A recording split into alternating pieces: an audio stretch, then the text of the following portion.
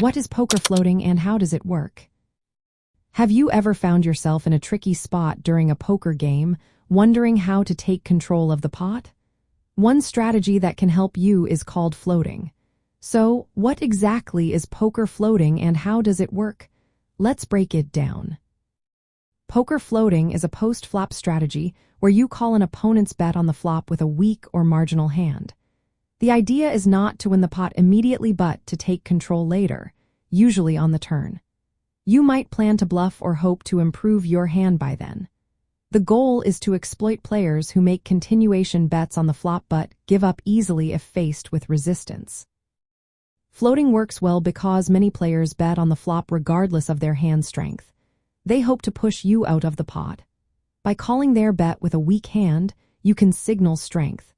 This may cause your opponent to check or hesitate on the turn. If they check, you can then bet aggressively to win the pot without needing to show your cards. If your hand improves by the river, you can show down a better hand. There are key aspects to keep in mind when using the floating strategy. First, position matters. Floating is most effective when you are in position, meaning you act after your opponent. This gives you an advantage because you can see what they do on the turn before deciding your next move. Next, consider your opponent's tendencies. Floating works best against players who frequently make continuation bets but tend to give up if you show aggression on the turn.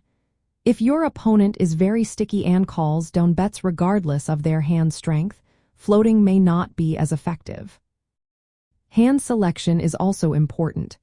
While floating often involves calling with weak hands, it helps to have some backup equity.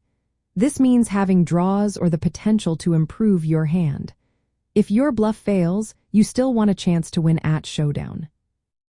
Bluffing on the turn is a critical part of floating.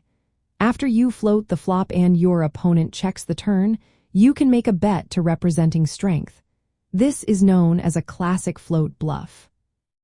Floating can also be applied in different situations. For example, you can float a donk lead, which is an unexpected bet from your opponent after you raised preflop. You can call that bet and then bet on the turn. You can also float with hands that have backdoor draws, giving you the chance to improve later.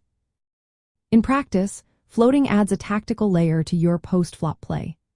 It turns your calls into potential semi-bluffs and keeps your opponents guessing about your hand strength. This strategy helps balance your range and prevents opponents from exploiting you by betting too often. However, it requires careful reading of your opponent's tendencies, good positional awareness, and an understanding of the board texture to choose the right spots to float effectively.